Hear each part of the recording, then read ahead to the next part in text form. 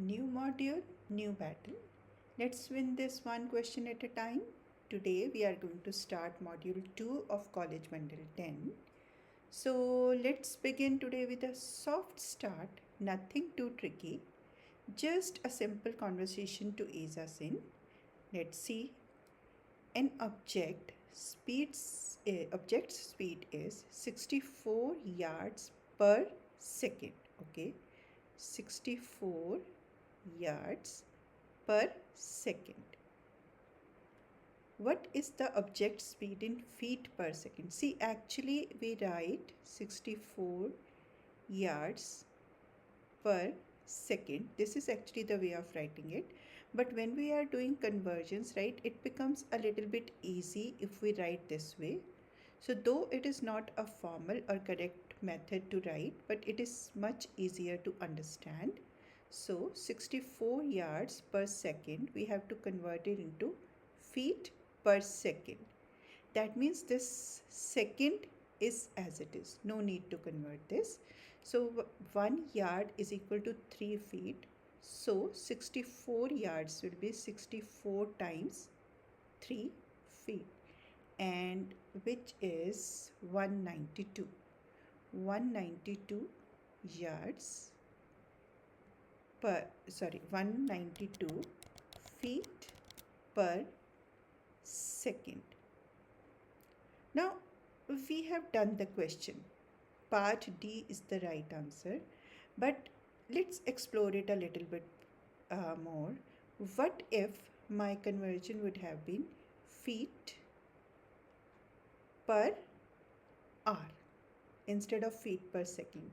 So that means I have to write it like this: 64 yards per second is equal to 64 into 3, that will be feet, and because 1 second has to be converted into hour, so 1 second is 1 over 3600 hours, right?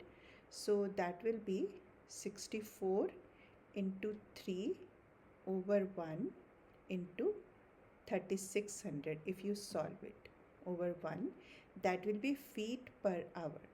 This is how the conversions are made. So in our question, that was yards per second to feet per second, because second is as it is, so we are just converting yards into feet. So D is the right option. Number 2, the scatter plot shows the relationship between two variables x and y. Okay, a line of best fit is also shown. Fine, this is the line of best fit. Let's see the question. Which of the following equation best represents the line of best fit? Today we are going to outsmart the SAT in under 1 or 2 minutes. Before solving this question, let me go to the options.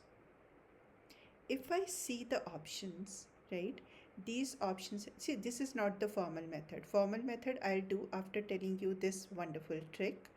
I can see either the slope is 1 or it is negative 1. Negative 1. Only these 4 options are there. Now when the slope is 1, line is something like this. And when the slope is -1, line is something like this. If you are very much aware with the basics of that. If we see our question, this is like this. So that means C and D options are not the right options. Now, when we see y is equal to mx plus b, then b is the initial value, that means the y-intercept. If I see in the graph, y-intercept is positive. So now we have only 2 options from where we have to select. And in the second option, this is -3/4, right? Our y-intercept is positive. So A is the right option. Sometimes these smart ways, when we really know the basics of the questions, help us to do the questions really quick. But now let's do it with the proper method. First of all, if we have y is equal to mx plus b, we will see the y, this b is the y-intercept, which is 3.4. So plus 3.4, that is the point. And now y is equal to mx. Now we have to find the m. So what is m? M is equal to change in y over change in x, right? So for this we have to find 2 points. Let's say one point is this. So coordinates of this is 12 and 15. And let's say one point is this. It is 10 and 12. So in between this is 11 and this one is 8. So 8 and 11 is this coordinate. See, in this one 15 is actually between 14 and 16. That is exactly in the middle. So 14, 15, 16. That is why it is 15. And here it is exactly in between 10 and 12. So it is 11, 8 and 11. Now I will apply. This one is x1, x2 let's say, and this is y2. This one is x1 and this one is y1. So y2 minus y1 over x2 minus x1. So that is 4 over 4. That means slope is 1. See, what if slope is 1? Okay, let's see, y is equal to x plus 3.4. This is what we guessed, right? But a question is, what if I just change the x1 y1 position? Instead of this as x1 and y1, I am taking this as x2 y2, and instead of this I am taking it as x1 and y1.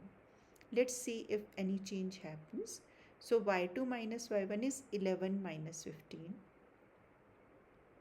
over x2 minus x1 is 8 minus 12. So this is negative 4 over negative 4. Again, that is 1. So if you change the order, that's okay. But you should not do like 15 minus 11 and 8 minus 12. That will be wrong, right? So this is a right option. This one is the formal way of doing it. But first we just outsmart the concept that, okay, just 4 options. So positive slope, positive y-intercept. So A will be the right option. I hope you find this question really interesting, because this is really interesting. For question 3, a graph is given to us, okay, and we can see 3 points are marked on it. Let's write what are the coordinates of this graph. So this is on the y-axis, so 0 and negative 4 and negative 6, two numbers. So that means in between it is negative 5, okay, 0 and negative 5. Now this is x is 1 and y is, this is negative 4, this negative 2, this is negative 4. So in between that is negative 3. So when x is 1, y is negative 3. And when x is 2, y is negative 1. Okay. So these are the 3 points which are marked on the graph. So we have just written the coordinates. Now let's see what the question is. The graph shows the linear relationship between x and y. Which table gives 3 values of x and their corresponding values of y for this relationship? Okay, so these are 0, 1 and 2. Let's see the option. First option has 0, 1, 2. Second has 0, 1, 2. Third has 0, 1, 2. Fourth has 0, 1, 2 as input. So that means we have to check the outputs. So outputs are 0 with negative 5, 1 with negative 3 and 2 with negative 1. It is 0 with 0. Okay, not this one. It is again 0 with 0. Okay, not this one. Yes, it's 0 with negative 5, that's correct. But 1 with negative 7, no. Here 1 is with negative 3. So that means second option is failing it. Now let's see the first one, third, fourth one. 0 with negative 5, that is correct. 1 with negative 3, that is correct. 2 with -1. That is correct. This is what we have written on the graph. So that means option D is the right option. Number 4 is, what is the perimeter? Perimeter is the boundary, length of the boundary, in inches of a rectangle with a length of 4 inches and a width of 9 inches. So if we draw a rectangle like whose length is 4 inches, let's say that's it, and whose width is 9 inches. So if I just complete this rectangle, this one will be 4 and this one will be 9. This one will be 9 and this one will be 4. So perimeter is actually the whole length of the whole boundary, length of all the sides. So that means 9 plus 9 plus 4 plus 4. So 18 plus 8. So that is 26. Sum of that is 26. I have added these two first and these two first, but that's okay, whatever way you take. Either way, sum is going to be 26. So the perimeter of this rectangle is 26 and D is the right option.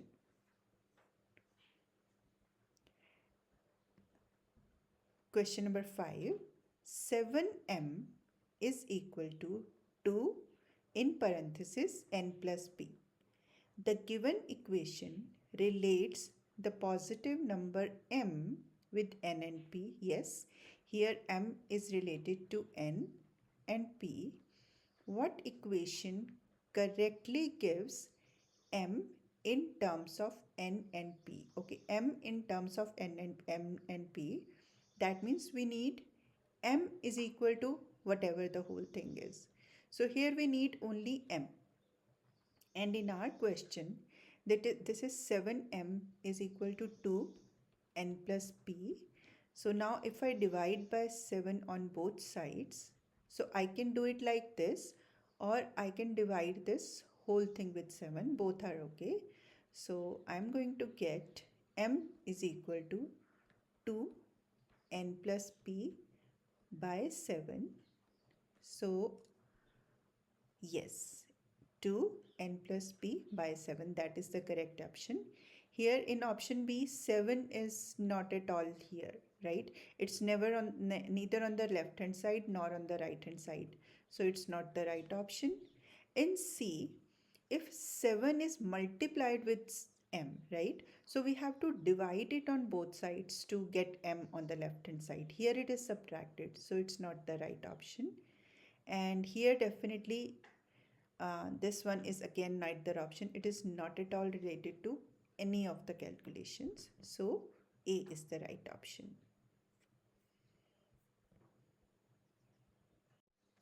Number 6. What is the median of the data shown? See, median is a central tendency. There are 3 central tendencies: mean, median, and mode.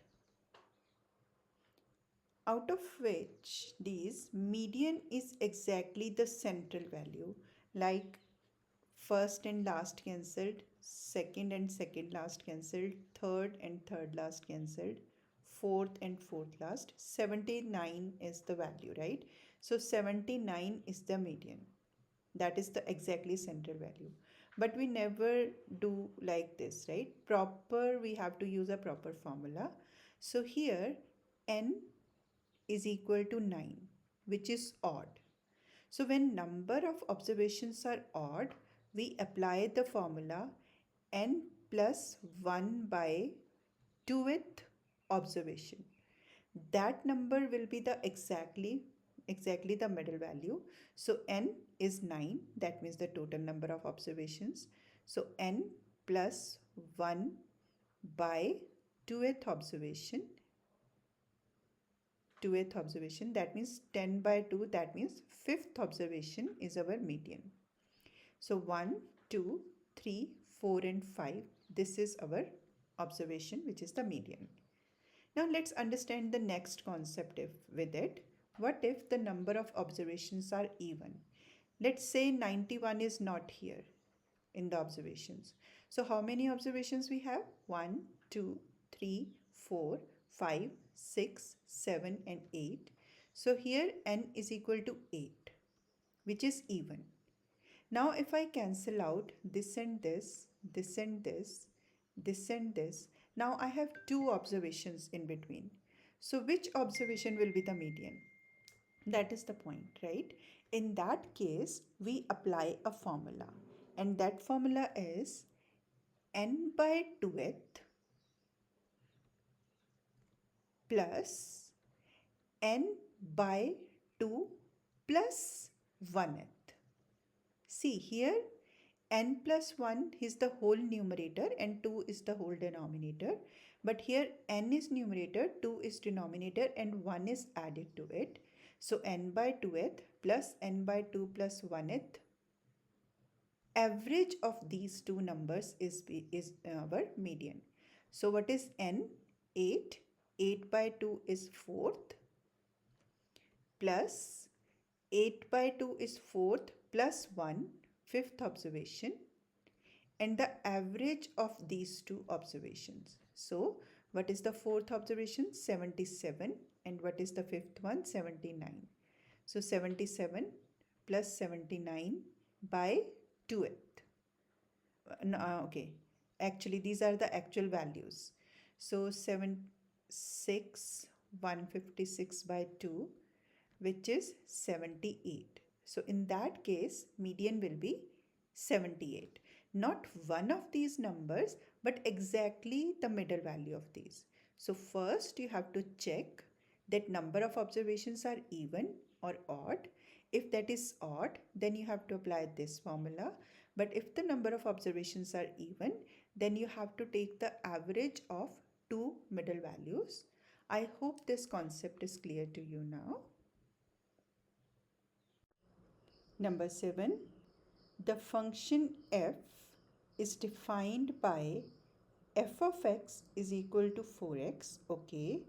For what value of x does f of x is equal to 8? For what value of x does fx is equal to 8? So if I write f of x is equal to 4x, so here what is given? Fx. So I can replace fx with 8 because f of x is equal to 8 and this 4x is as it is. Now we have to find the value of x, right? This x. So what will we do? We will divide by 4 on both sides. 4 2s are 8. This 4 will be cancelled and here 4 2s are 8. So x is equal to 2. So for what value of x? If x is 2, then f of x is equal to 8. Okay. Now let's move to number 8. Of 3 lakh or 300,000 paper clips, 2,34,000 are size large. What percentage of the paper clips are size large? When it is asked about percentage, so that means what is the number when total is 100, right? So we can do this question by two different ways. One is by simply by ratio methods, equivalent ratio. So if out of 3 lakh or 300,000, 234,000 or 2,34,000 are good, right? Size large. So out of 100, how much is large? These are equivalent ratios, right? Okay, so 3 zeros are cancelled with 3 zeros, and if we divide by 3, so 3 hundreds and 3 sevens are and 3 eights are, so 74 by 78 by 100. Now I will multiply by 100 on both sides. So 100 times x over 100 is equal to 78 times 100 over 100. So I have multiplied by 100 on both sides. So x is equal to 78.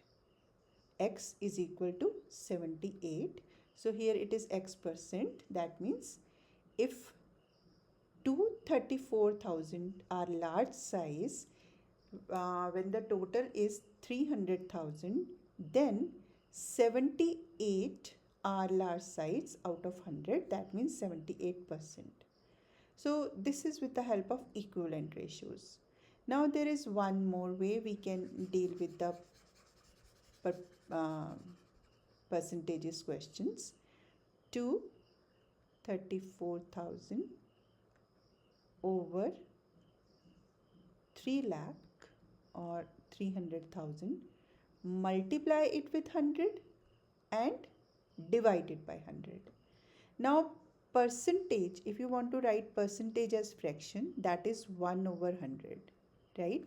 So this 1 over 100, this denominator 100 will be used as percentages. So that will be 234,000 over 300,000 into 100, and this 1 upon 100 is used as percentage, right? So let's solve. 2 zeros cancelled with 2 zeros, these 2 zeros cancelled with these 2 zeros, and let's do this. Okay, 1 0 by mistake. Yeah, so 3 are cancelled with 3 zeros and these 2 are cancelled with 2. So we are left with 78%. So if you have written the first way of writing of equivalent ratios and you are writing this one too, we are on the same page, right? But we are just using two different ways to calculate percentage. So I hope both of the methods are clear to you. You can choose according to which type you are comfortable with. So that means D is the right option. Number 9, f of x is equal to 8x plus 4. The function f gives the estimate height in feet of a willow tree x years after its height was first measured. Okay. Which statement is the best interpretation of 4 in this context? See, whenever we have equation y is equal to mx plus b, this is the slope intercept form, and y is actually f of x. So in this, m is the rate of change for which any of the data is increasing, right? And because this is a linear equation, m is fixed, that is the rate of change, and b is the initial value. So when I say initial value, that means whatever this equation is representing, that value is when we just started the process. That means no input, just the beginning of the process. So in this particular question, we are talking about the height of the tree, right? So that means if it is about the height of the tree, so when input is 0, that means we have just started the experiment, no input is given, then its value is 4. So that means when we started taking the reading for this, the height of the tree was 4. That is what is meant by initial value, right? So let's see what is there. The tree will be measured each year for 4 years. No. That is the input. Number of years is the input, which is x. See, willow tree x years after. So it is not the number of years. The tree is estimated to grow to a maximum height of 4 feet. No, that is the initial value. That means what was the height of the tree in the beginning? So that is also wrong. The estimated height of the tree is increased by 4 feet every year. When it says increased by 4 feet every year, that means we are talking about the rate of change. And rate of change is m. So 4 is not m, it is 8, right? So tree is increased or decreased, whatever is that, that is the rate of change. So 4 is not the rate of change, so that means this is also wrong. The estimated height of the tree was 4 feet when it was first measured. Yes, because when it was first measured, then input was 0 in the beginning itself. So that is the initial value. So yes, D is the right option. Number 10 is y is equal to 76 and y is equal to x squared minus 5. So because both are equal to y, let's equate them. X squared minus 5 is equal to 76. Now the question is, both the y's are different. So why are we equating them? Because we are equating them because it will give us that value of x which will satisfy both the equations. So that is why we are equating. So now adding 5 on both sides because we need to isolate the x. So x squared is equal to, this is cancelled, 75 plus 1 is 81. And whenever you do square root of some number, right? Now I am square rooting both sides, is equal to square root of 81. Always put plus minus sign. Now why that is so? Because okay, square root of 81 is 9. So x is equal to plus minus 9. Now first is, let's see this side, left hand side, x squared under root. So a square root is always the half of power, 1 by 2, power 1 by 2. So I am just removing this square root sign by power 1 by 2 and this 2 and 2 cancelled. So we are left with x only, left hand side. Now right hand side is, we have to take both the values negative because when you square this value is equal to negative 9 whole squared, that will be positive. So x squared is equal to 81. Also, when you square positive 9, squaring both sides, again you get 81. So whenever you do square root on both sides, always put plus minus sign because these both signs give us the positive value if we do the opposite. So here x is equal to plus 9 and x is equal to minus 9. Now let's see the options. No, this is not the option. Yes, minus 9 is one of the options. 5 and 76, these are not the right options. So B is the right option. Number 11 is, each side of equilateral triangle S is multiplied by a scale factor of k to create an equilateral triangle T. Okay, so it's, let's say it's an equilateral triangle with side S, right? Every side of it is S. Now every side is multiplied with the scale factor k.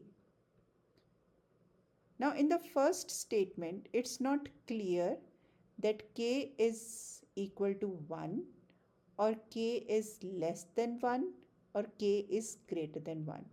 Just press this I button where with the help of a cartoon character I explained what is dilation. So if it is equal to 1, then the triangle will be of the same size. If scale factor is less than 1, then the new triangle will be smaller than this. But if the scale factor is greater than 1, then the new triangle will be greater than this, right? So these are the three conditions, right? Now let's read. The length of each side of triangle T is greater than the length of each side of triangle N. Okay, that means our scale factor is greater than 1, right? Go and see the video, then you will understand it better. If K is greater than 1, only then this triangle T can be greater than this actual one. So this information is telling me that Sk is equal to T and T is greater. That means K is greater than 1. Okay, information taken. Now let's see which of the following could be the value of k. Now we know k has to be greater than 1. Okay, it is not 1 because the triangle T is greater. Triangle with side T is greater. It's not 0 because it's not the new triangle is not point size. It's not 28 by 29 because when numerator is smaller than denominator, it is the actual fraction and it starts with decimal. That means it is less than 1. And what we need? Greater than 1. So A, 29 by 28 is the right option because here numerator is greater than denominator and your value will start with 1 point something. That means it is greater than 1. So A is the right option. Number 12. How many solutions does the given equation have? Okay. 66x is equal to 66x. Both are equal. Let's see. What if I give input as 1? So 66 times 1 will be equal to 66 times 2. 1, sorry, input is 1. What if I give input as 2? So 66 times 2 is equal to 66 times 2. So here we are getting a pattern, like whatever is the input that is equal to both sides, right? Here left hand side input is 1, here it is 1. If it is 2, right hand side also 2. That means whatever input you give, every time the answer will be equal. So that means we can give infinite inputs, even then it will satisfy this inequality. So that means C option is the correct option, that it can have infinite many solutions, right? Now let's move to 13. Vivian bought party hats and cupcakes for $71. Okay, let's process this information. So total cost of party hats plus cupcakes is equal to $71, right? Each package of party hats cost $3. So if $3 is the cost of each packet, so whatever is the number of packages, right, that will be the cost, total cost, plus each cupcake cost $1. So let y be the number of cupcakes, and because every cupcake is of $1, so total cost of cupcakes will be 1 times y. Just like if one chocolate costs, let's say $5, and you have purchased 10 chocolates, so total cost is 50. So here also, if $1 is for one cupcake, we don't know how many cupcakes are there. So let's say number of cupcakes is equal to y. And similarly, let's say x is the number of party hats, packages of party hats, and one costs $3. So 3x will be the total cost of party hats. So total cost is 71. Perfect. I hope you get it. Now, if Vivian bought 10 packages of party hats, that means here X is given, which is 10. Okay, how many cupcakes did she buy? That means Y is the number of cupcakes and that is not given to us. So let's calculate Y, that means the number of cupcakes. 30 plus Y is equal to 71. 1 is multiplied with any number or variable, it remains the same. So we can write 1y as y itself. So now our equation is 30 plus y is equal to 71. Subtracting 30 on both sides. So y is equal to 41. And what is y? The number of cupcakes.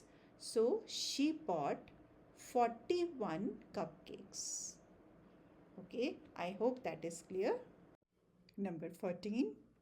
The exponential function g is defined by g of x is equal to 19 times a to the power x. Okay, so g of x is equal to 19 into a to the power x. Fine. Where a is a positive constant. If g of 3 is equal to 2375, so if I say f of x is equal to y, so in this case x is the input, that is the value of x, right? And whatever is this whole thing, that is actually the output. So if I see g of 3, that means I have to replace x with 3. So g of 3 is equal to 19 times a to the power 3. Now what is g of 3? It's 2375. 2375 is equal to 19 a to the power 3. What is the value of g of 4? Okay, so to find g of 4, we have to calculate a first. Now to find a, we have to divide 19 on both sides, because when we need to find the value of some variable, we first isolate it, right? So here 19 is multiplied with a to a cube. So first we will divide by 19 on both sides, and this 19 will be cancelled. So a cube, that is equal to 125. Now can I write 125 with a cube? Yes, 5 times 5 times 5 is 125. So I can write it as 5 cube is equal to a cube, right? I'll do it with two methods so that you can understand. Okay, let me do them separately. So first method is like 5 cube is equal to a cube, and at both sides you have cube. So you can say a is equal to 5. Here it's correct, but sometimes it's not correct. So let's understand the second method also. A cube is equal to 125, right? So I need a, but I have a cube. So I'll multiply by power 1 by 3 on both sides. This is method 2. So 125 to the power 1 by 3. Okay. This 3 and 3 cancelled. So a is equal to, now I can write 125 as 5 cubed raised to the power 1 by 3. So this 3 and this 3 cancelled. A is equal to 5. This method is definitely working here, but maybe it will not work every single time. So we can also solve it by this method. So value of a is equal to 5. Okay. A is calculated. Now we will find out value of G4. Okay. So G4 is equal to, now that means we have to give input as 4 every single time wherever the x is. So a to the power 4. What is the value of a? That is 5 to the power 4. Now if I see the rule of exponents, 5 to the power 4 is actually 5 multiplied 4 times, right? Which is 11875. So that is the value of G4. Question is completed, but let me tell you one more concept. If you are multiplying a number many times, for example, it is 5 times 5 times 5. So I have multiplied 5 3 times, that is 5 to the power 3. This is an extra concept, right? We have already done the question, but this is just an extra concept. But if I am adding 5 3 times, then actually repeated addition is multiplication. So I have added 5 3 times, 5 3 times. So here it will be multiplied. 5 times 3, 15. But if you are multiplying 5 multiple times, how many times? That will be raised as a power. So here 5 is multiplied 3 times. So that will be written as 5 cube or 125. Here it is multiplied 4 times because it's 5 to the power 4. So I hope you get this concept also. Number 15. In right triangle RST, okay, one angle is of 90 degree. The sum of the measures of R and S is 90 degrees. Angle R and angle S is 90 degrees. So that means if RST is a right angle triangle, one angle is of 90 degree.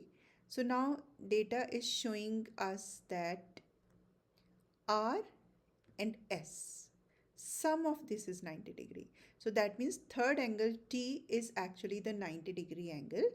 So that means this triangle is right angled at T. So sum of R and S is 190 degrees. It's by angle sum property, right? If I consider like angle T plus angle R plus angle S is equal to 180 degree, which is the angle sum property. R and S is 90 degree. So angle T plus 90 degree is equal to 180 degree. And angle T, subtracting 90 on both sides, I get angle T is equal to 90 degree. Also, if R plus S is 90 degree, that means angle R and angle S both are acute angles. Okay. One point is clear. This is concept 1. We have taken angle sum property and and it shows that angle T is 90 degree. Now let's leave it here and learn the second concept. Concept 2. I'll take one more time this triangle, the same triangle. Now, when we talk about trigonometric ratios, theta is never at right angle. It is at one of the acute angles, right? So suppose if theta is at R, so then it is the side which is opposite to it, right? So if it is theta is or the considered angle is at R, in that case opposite is TS and adjacent is RT, right? This is the theta, so this RT is touching it. And hypotenuse is the side which is opposite to 90 degree. That is never changed. So in that case, hypotenuse is RS. Now what if theta is at T? So let's draw another triangle.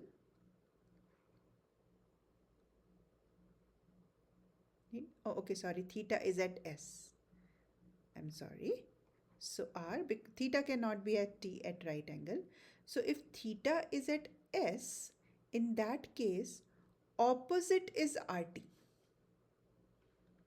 This is the main concept in trigonometry, right? We generally make mistake at this point that where the theta is, opposite and adjacent are considered accordingly.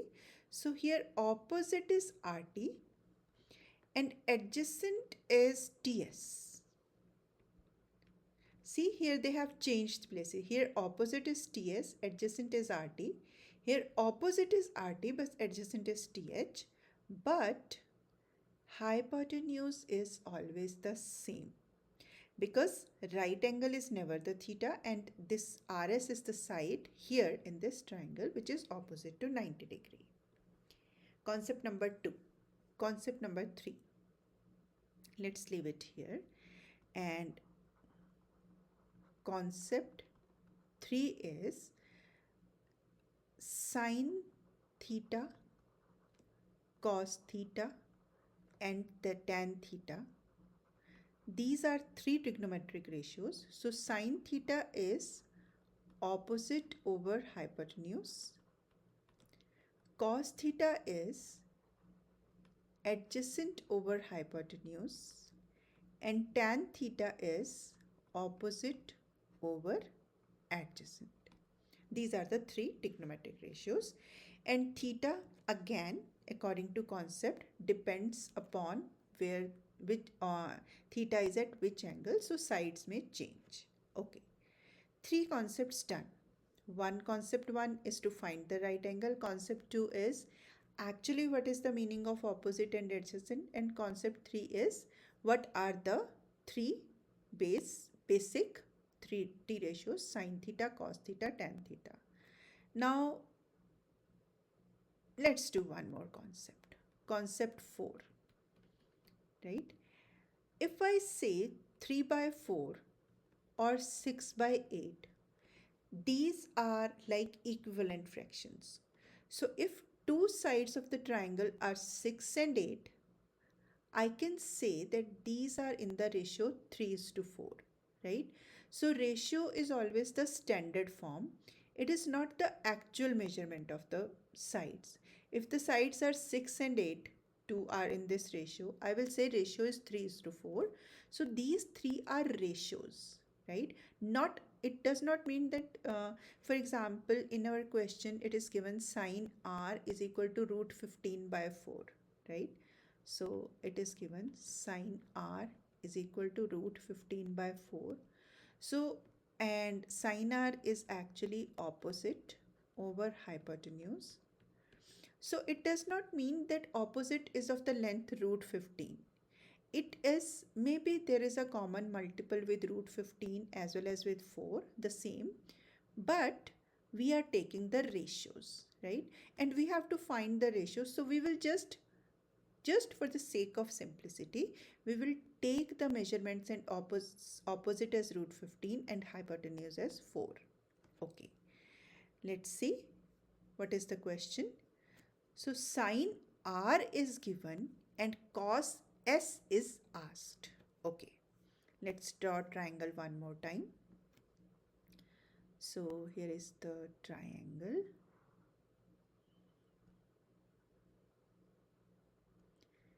Here it is R, it is S and T, and in the question it is given sin R is equal to root 15 by 4. Now if we see concept 2 and 3, right, you can just pause it here, go back and see the concepts, or you can write them on the paper. So if it is R, opposite is TS, right? So sin theta is actually opposite over hypotenuse. So opposite is root 15 and hypotenuse, which is opposite to 90 degree, is 4. That is given to us. And cos s is asked. Let's see what sides are used in this for cos s. But if we need the third side, we can use Pythagoras to calculate the third side, but let's see, is it needed or not? So yes, if it is t, it is s and it is r, right? Theta is at s. Cos theta is what? Adjacent over hypotenuse. Adjacent over hypotenuse. So now if you see the triangle, right, this is root 15 and this is 4. So for cos s we need ts, which is adjacent. They have interchanged. So that is root 15 and hypotenuse is 4. Now we have done it with a very simple method, like without knowing any complex formulas, but and we are, we understood this method, that's fine. But there is one formula, I just want to mention it. If you want to do it that way, that's also fine. We have complementary angle properties, right? The complementary angle property is sin theta is equal to cos of 90 minus theta. That is a complementary. See, this method is totally option if you do not want to do that, but I just want to mention, right? If you need some kind of shortcut or something, or some complex identity, so sin theta is equal to cos of 90 minus theta. Now angle R plus angle S is equal to 90 degree, that is given. So angle R is equal to 90 degree minus angle S. So angle S is equal to 90 degree minus angle R. So theta can be any. So if one of them is theta, other is 90 minus theta, right? So if I say sine of R, so that is equal to cos of 90 minus R. So sine of R is equal to cos of S. So if we know this property, right, then we do not have to do the concepts we have done before, and we can directly apply this property. Okay, sine R is going to be equal to cos of S. So no need to do anything else because this is what is asked in the question. But if you don't want to learn so many properties, so at least we can go quite easily with this question by very simple concepts, by very general and simple concepts, right? So I hope that is clear.